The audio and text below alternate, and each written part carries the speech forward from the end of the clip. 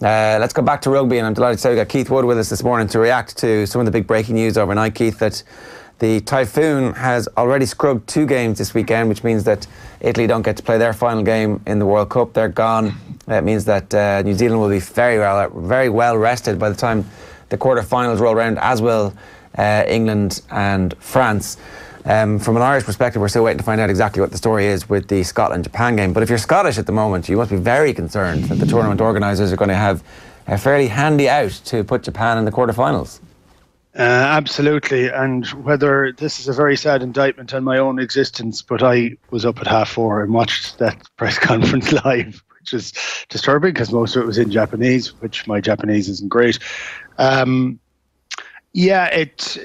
think once they announced the fact that they were going to have that press conference this morning, I think everybody's fears kind of grew, and it's trying to figure out what's the almost the subtext behind why there weren't different alternatives. So, like the risk assessment that they have, which was that they'd written it into their contracts that if a game was cancelled, it was a 0-0 draw. I'm going to presume that they were written into the previous contracts as well. I mean, I don't know that you'd say they were necessarily for Typhoons, just in this one, but maybe that's a standing running way that it happens. But there are huge, incredible safety and logistical problems. So, and I think you have to accept all of those.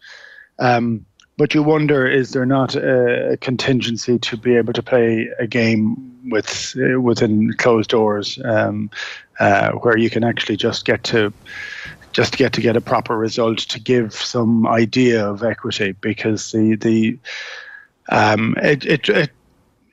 it takes an element of the sporting side of it out of it, actually, because suddenly someone is rested more, somebody gets through with a match they should have won, then everything's in the lap of the gods. And I think that happens to be the case a lot of the time. So for me, it's not that their decision making isn't right now, it's whether their decision making and some of the risk assessment early on wasn't more thought through. So this is the worst possible scenario on the worst possible day, a weekend, because they've already said they have a different contingency for the knockout stages because they don't have to deal with the logistics of 20 teams.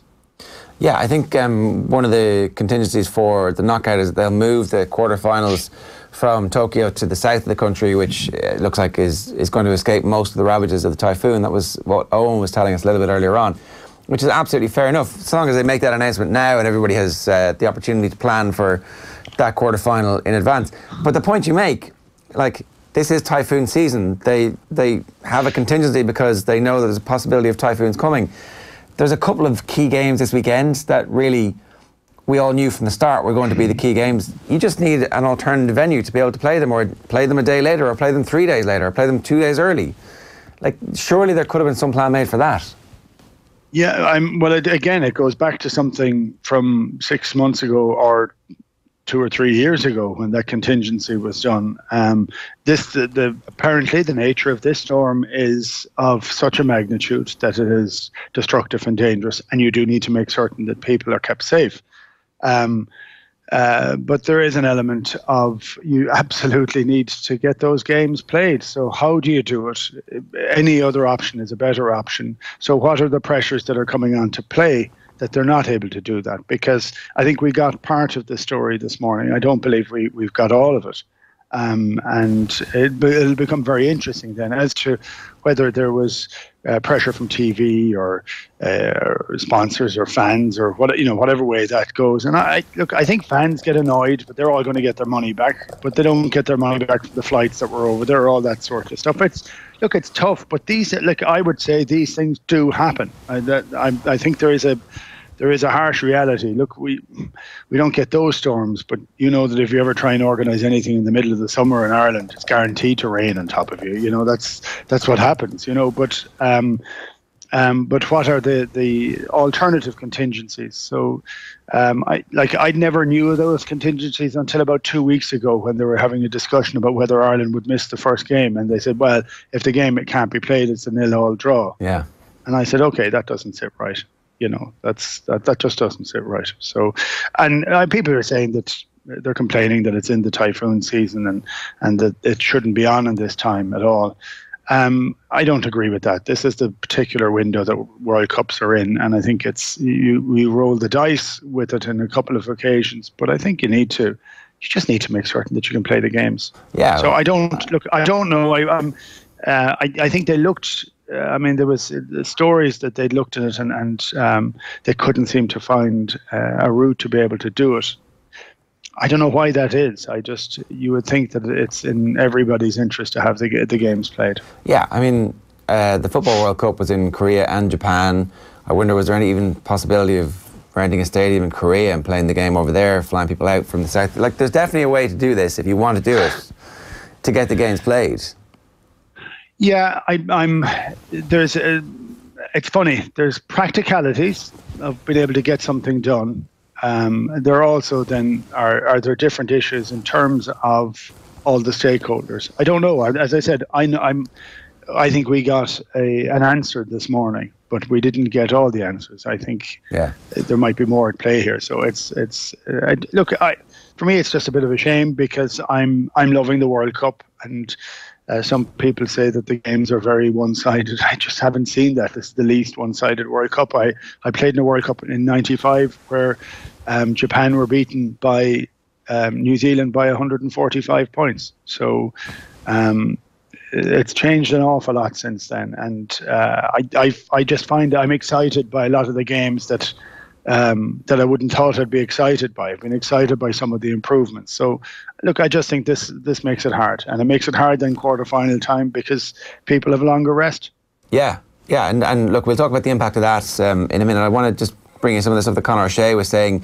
Clearly everyone is down because we wanted to have the chance to play against New Zealand. For us, it was our next challenge, and perhaps for the last time, for Sergio Parise, Alessandro Zani and Leonardo Geraldini to play, and the chance to give young players a chance. Apparently, I'm just reading this morning, Geraldini had been rehabbing for effectively a year to get the opportunity to play, to say goodbye, and broke down in tears when the news came through that the game wasn't going ahead. So on a personal level for them, it's awful that they haven't had the opportunity to say goodbye in the field of play. Yeah, it is. Look,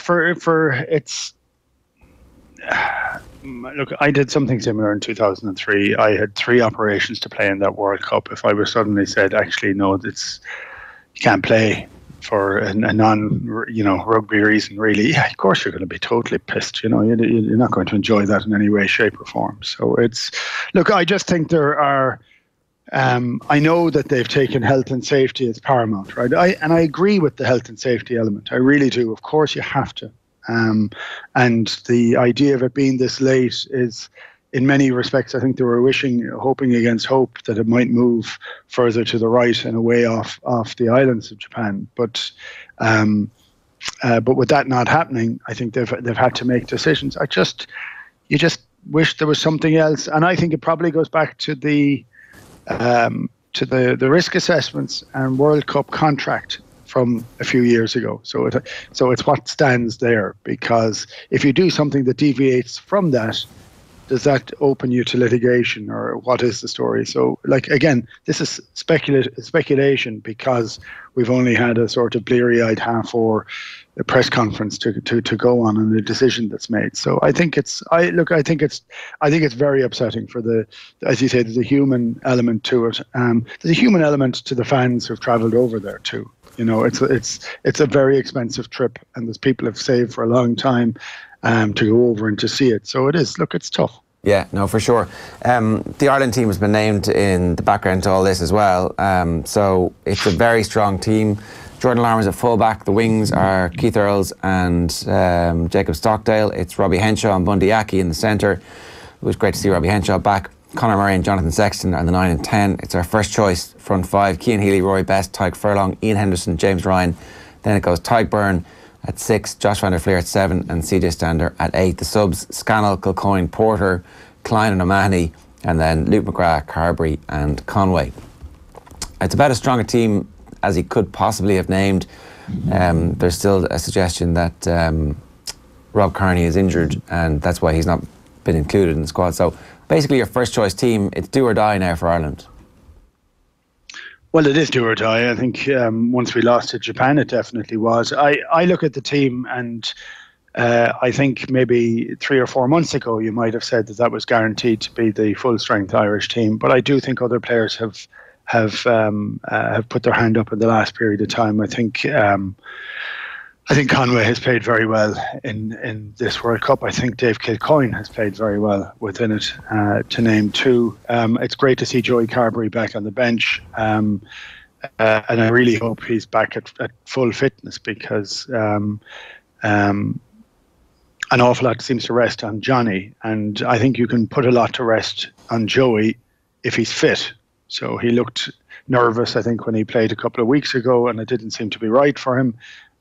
So he needs to be incredibly confident as well, and I think we can get an awful lot from him. But we need to go out to this game with an idea of, I think we touched on this over the last couple of weeks, of getting that level of focus and aggression and smart play in as much as we possibly can. So it's hard to even say at times, if we truck it up a little bit close to them, that seems like a better option than having a couple of missed passes where the Samoan midfielders line you up and they're looking for the big hits all the time. And one of the elements that Samoa have said is that they don't understand a lot of the referees' interpretations of the tackle, and they don't agree with it, which is why they have a couple of guys suspended and they're not doing it. And they say they want to continue playing in the manner in which they already play, which I don't like as a phrase. So we've seen, even over the last weekend, that the tackle height has to come down. It's come down because the referees are going to penalise you if they don't. So I just think we need to be incredibly well disciplined. It's a very good team. There's players that are playing who haven't played particularly well in this World Cup. They are the frontline players. They need to deliver on this day, because I think from even some of the performances in the last week or two, I still think there are positions up for grabs. Any in particular positions up for grabs at the moment, do you think? Well, I to be honest, I think Rory Best has to play well. He has to win his lineouts. He has to do as well as he possibly can. I think our back row need to play well. We need to get over the gain line, because at the present moment in time, the ball has been very slow for us. I think Conor Murray has been a little bit slower to the ball because he's fighting for it an awful lot. He's not running onto it. It's not presented on a plate to him like it is to some of the other teams. I think it's a really big day for Typhoon, because Peter O'Mahony has always been picked. The one thing I do like about having Peter O'Mahony on the bench is I feel we're very light in the last 20 minutes in terms of leadership. And I'd like to have a leader on the field in the last 20. We've been taking off our leaders, and I don't like that at all. So that's the big plus about having a player of his seniority on the bench. So do you think then that Typhoon has an opportunity to win the starting six for a quarter-final if he plays well? Or I can't decide if Typhoon is the bench player, and at this point Rhys Ruddock is still in the mix for a starting berth, or where. So if Ruddock's not in this squad, does that mean he's got no chance of starting a quarter-final? I don't think that's true. I just think Ruddock, I have huge admiration for Ruddock. I think he's a really fine player. He seems to always pick up an injury at the wrong time, and he's not there. He has just bristled in the last few matches that he's played. So I think he's a viable option. He's a viable alternative. We just need to have more energy on the field. I'd like to see us playing at that high level of energy that we played against Scotland. Now, we were given space, and we go back to it. Scotland were abject, but we were given space to play, and we played it very well. But we have to be able to up our pace at some stage. Typhoon is a brilliant guy for snaffling the ball. He is a good line-out jumper. He has a lot of experience, but not a huge amount of international experience, depending on who you're playing. If we're playing New Zealand, I think it could be a different. It will be a different selection than if we're playing South Africa, and that's. So I think, to be honest, I still think Joe is trying to have all the aces in the hole for whatever match we actually have. So I think you could pick Ruddock to play against South Africa. I think you definitely have Peter O'Mahony on against the All Blacks. And the extra time that the All Blacks have off now, is there any hope that some... We can't deal with that. No, we can't. And we can't even worry about it. We can't think about it. And look, one of the elements of sport is it's one of the truisms.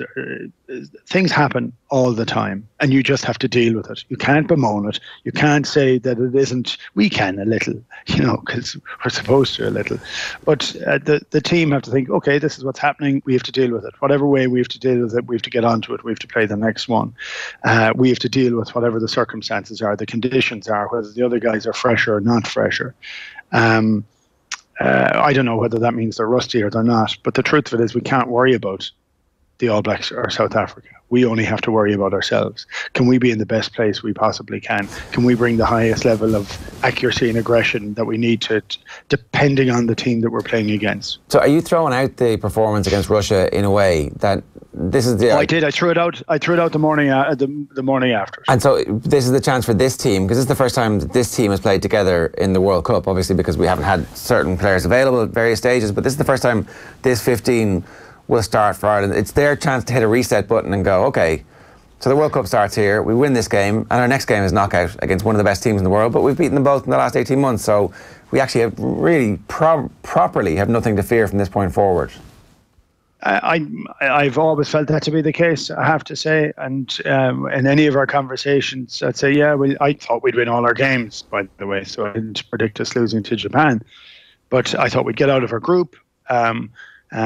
We'd be first or second. That's pretty much where we're going to be if we win this game at the weekend. But we have to prove that. So this is like a knockout game. So against Samoa, we have to be bristling. We have to be accurate and disciplined. And this team is picked. These are the guys with the jerseys. And at this stage in a World Cup, you're holding on to the jersey. The way you hold on to the jersey is you deliver in the jersey. So there is pressure on everybody here to play bloody well. And they have to play well. Because there are other guys who, when they got the chance with the jersey, did do very well. So once this weekend is off, it depends what injuries you have. It depends on a whole variety of different options and eventualities. But every guy who wears an Ireland jersey, they're trying to put down the marker now. So all this, the shadow boxing is gone now. This is a knockout game. We lose this game, we're gone, pretty much, I think. I know they're, and even irrespective of what happens, playing or not playing, So we have to concentrate on going and winning the game and scoring 4 tries. We have to do that. So this is a knockout game. And it's if you're ever looking, we just don't do doubt very well. We don't do favourites tag very well. So we're favourites in here, but we're also with our backs against the wall. We tend to perform well under those circumstances. There's the options for Ireland are incredibly limited on this one. We have to win the game. Do you have any understanding yet of exactly what has happened to the sense of certainty that we had 18 months ago, where that didn't come back, even after the Scotland game, where it looked like we had it back, where we were playing well again, where the ball was sticking, where the bounce was going our direction because it looked like we had earned the good luck. Why did that disappear in the Japan game, and why did it not? Why do we not have it back just yet? Yeah, I still feel I felt we got shell shocked. If I go back to see how we played last year, 2018 was a joy to watch. We were confident. We were injury free. We had a lot of players in really good form. I think we caught a couple of teams cold, which is always good too, and that happens. We kind of use it against ourselves at times, but we also have to use it for ourselves.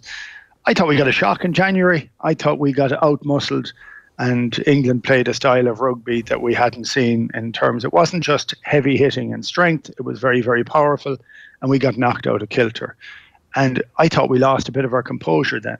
I felt we did the exact same thing in the pre-season matches. So we came back from a heavy couple of weeks of training. England had played 2 big matches, and I feel that was a mistake. I actually feel we lost a huge amount of confidence from that day, because the reality. I remember talking to one of the coaches, not one of the Irish coaches, one of the provincial coaches earlier on, and they said, "Sure, we're absolutely brilliant because we haven't played a match yet." You know, it's only when you play the first match you kind of get a chance to see. But you weren't looking for like with like, and I thought our confidence took a big kick. It's why I was thrilled to bits when we played against Scotland, that we played with that big hard press defence with a high level of aggression, a high level of pace. We looked fast, we looked light on the ground. But I did have put the caveat in that Scotland, for some reason, played like we did against England in the warm-up games. They stood back on their heels. They didn't have any energy in the game. They gave us space to run into it, and we took it. But then the following week, which really I didn't get, I felt our defensive line was very slow, and it's that little bit of doubt that we get into our head when that happens. And Japan play like a perpetual motion machine. They're having a go at everything. It is a joy to watch, irrespective of them playing Ireland and beating Ireland. When you see people who are, okay, they have a mixture of guys from the South Sea Islands playing for them, but there is a Japanese spirit in it where, do you know what, let's have a go. We're going to have a go at everything. The worst thing we can do is fail, you know, and that's a joy to watch. I like Japan have it on their home turf, and the weather maybe suits them a bit more, but it can't suit them that much more. You know, it still has to be a pain in the neck for them to play with a slippery ball because they're trying to fling it everywhere.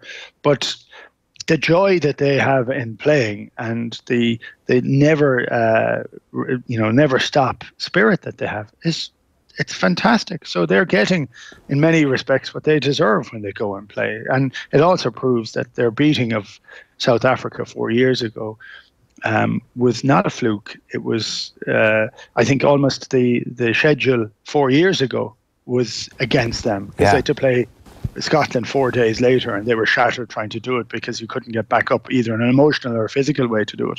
So, look, I don't know. For me, I think it's confidence. For me, it's pulling the squad together and saying, we've done things really well in the past. We've done things really badly in the past. Can we just iron out some of the things that seem to destabilize us in terms of confidence? And that's our best chance. And I know that sounds a bit simplistic, and in many respects it is simplistic. But how many times have we been on this show? How many times have we watched Ireland play and have a dreadful performance, maybe scratch out a win or lose, and then the following week knock over one of the big teams in the world? We have that capacity. There is a good institutional rugby memory in this team, and we do require our players to be firing, but they have to tap into those good feelings that they had, kind of Happy Gilmore in some respects. You know, they look under pressure. And you need to smile. Yeah. I mean, we mentioned it in the World Cup in 2015, that people couldn't understand when they bumped into the Australian rugby team, how happy they were, how out in the public they were, how comfortable they were, because they know it's a huge pressure, so they don't need to be thinking about the pressure. Yeah. You know, they have a better history in this competition than we have. So I still think, I'm not being naive about it, or going entirely with my heart about it. We have capacity, but we need to perform for it, and we need to let the shackles off. And that doesn't mean run the ball left, right, and centre. That isn't in this team. We haven't played that way. We don't play that way. We play with a level of control. But the shackle for me is pressure, and you go back and you say you may only have one World Cup in your career, or you may have two. You have to take that opportunity. Yeah, no, for sure. Keith, great stuff. Thanks a million for joining us this morning. Cheers, Ger.